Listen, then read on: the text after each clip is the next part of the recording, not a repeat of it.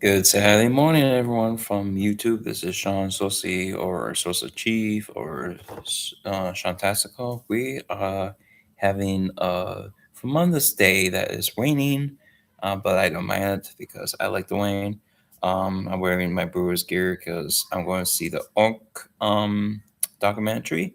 So that should be a short review, but I wanted to touch base with Spider-Man Brand New Day because the other day I got to see it in basically premiere day, and I really loved it. There was so much to talk about that I couldn't spoil anything, or I had to say it was pretty good.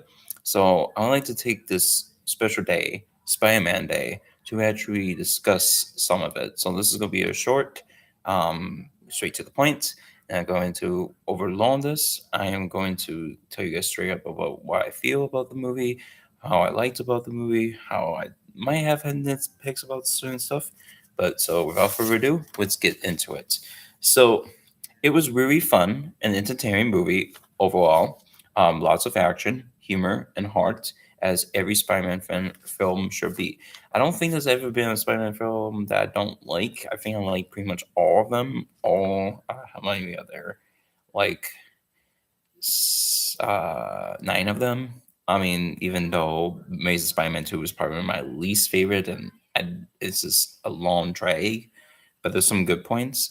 It's just it wasn't the delivery wasn't good. But with this one was pretty good. It had good delivery moments. There was a certain point in the movie I'm like, okay, can we get to the action? And I think that was that kind of at the beginning after we had the montage, and then he was trying to figure out who is swapping bodies and who is the culprit and stuff. So that was the only slow pace, but everything else got picked up pretty well. Tons of montages than I originally thought. But it's good to see how far Tom Holland's Spider-Man has been throughout the 4 years since the spell has been made from the last movie. So it's a continuation of it. It's just not way after. It is a few years after. So and I like that because that we see actually Spider-Man being Spider-Man, more so than Peter just being Peter. Absolutely love the surprises and cameos.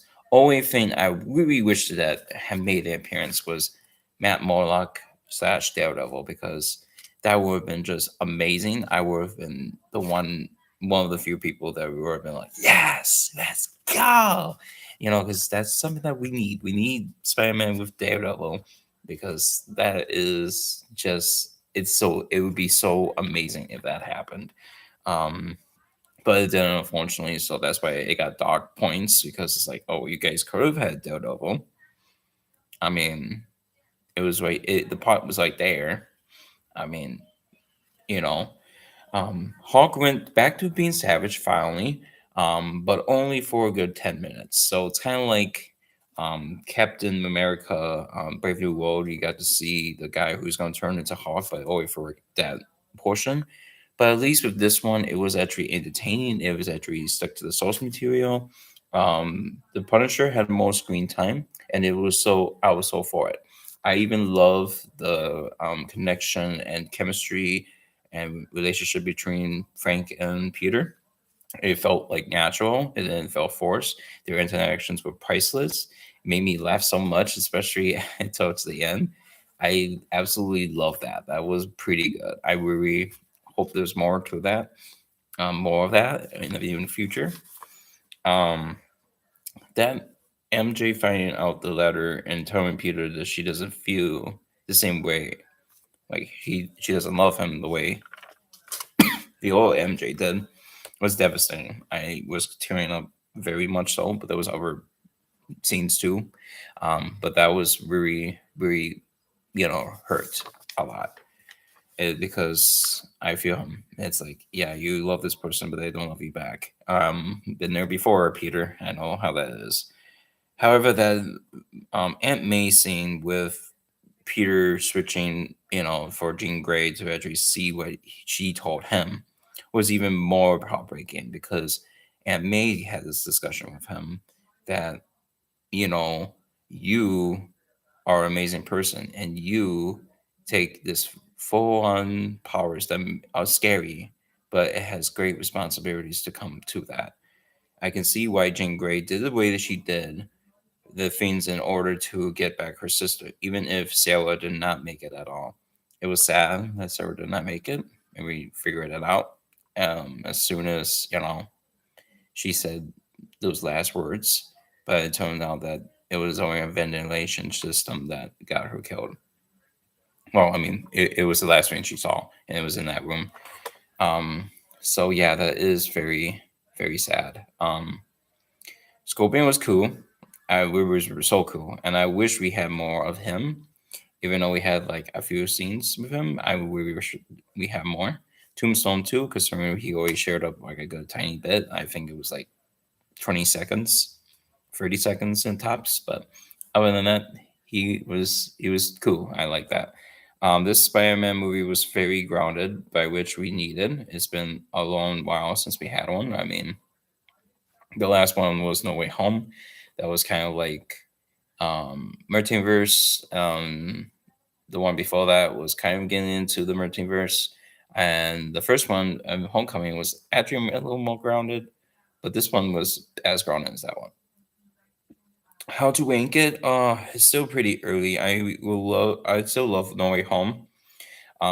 It's not because of nostalgic sakes. It's just because it has a full on good story and good moments, and it's a good time. And so this one. So I would have to probably place Brand New Day at second place. That way I can change it later. Whenever I feel like. But it stays as second. No Way Home is still my number one. Still felt the villain should have been the Jackal. I mean, we have made theories that Keith Davis is in this movie. Is he going to be the Jackal? Is he going to be someone else in the backline who's doing all of this?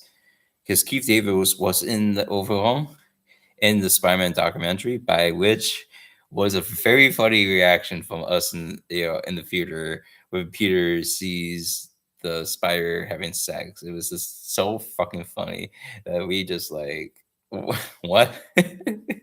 His face was like, what the hell am I seeing? That was just hilarious.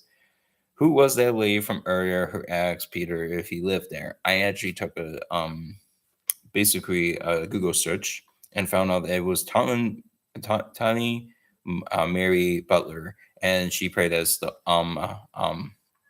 apartment girl. She was so cute, and I think Perry should have tried for her, like actually asked her out for coffee or something, or had more engagement with her because she was the one who came to him. Could that have been Gwen Stacy or maybe Ursula? LOL. I mean, we don't know. It could have been anyone that we know, or no one. Absolutely, just a villain. But it's like Peter, like she is so into you. Check to see if she, wants you or not. And Elena is in this, so I was pretty excited. What a hottie! And Kyle Larry in the sauna. I was very happy to see her more than once too. So it wasn't just like one small cameo. She felt like she was part of the movie. The whole plot line was becoming more arachnid than human was pretty good. I kind of wish we had more into it. Still would have made Peter into his man spider, so Punisher and Hulk could have had to stop him from going more insane. But I know because of the kiddos, it's so scary. But it's like, come on, I was into that stuff when I was their age, and it's Spider-Man, and Man Spider was kind of a thing. Happy to see Peter to be connected with MJ and at from throughout the movie. Beginning, well, so at the beginning, but more towards the middle and at the end, and it's basically a new friendship and stuff. Peter and Spider-Man are very close. Trying to was very close from dying with that near fatal wound. I really thought that he might have died, but I don't think that would have been the case because he still has like, you know, probably Doomsday and Secret Wars, and then he's got like 2 or 3 more other movies under his name. So Tom Holland's not going anywhere, and I'm happy about that. Spider-Man Will Return, which we just established, so maybe in Doomsday. Um, And but for sure, Secret Wars, he needs that symbiote suit. If he doesn't get the symbiote suit, then it's a lost cause. I don't know how they're gonna fix it, but it is, you know, it's definitely needs to be established that he needs that. One more note is that I'm still giving this film a 9.25 out of 10. This movie might change. I can't speak. This rating might change in the later future. Um, but for now, it's worth the score until the next rewatch. So yeah, I pretty much loved it. I really think it was really good. I'm excited for the next one, of course, and I'm definitely going to see it in the premiere. No one's going to stop me from doing that because I always done that since I was little. Um, Probably the closest fan I can remember is going to see it since Spider-Man 2. So I'm definitely doing it.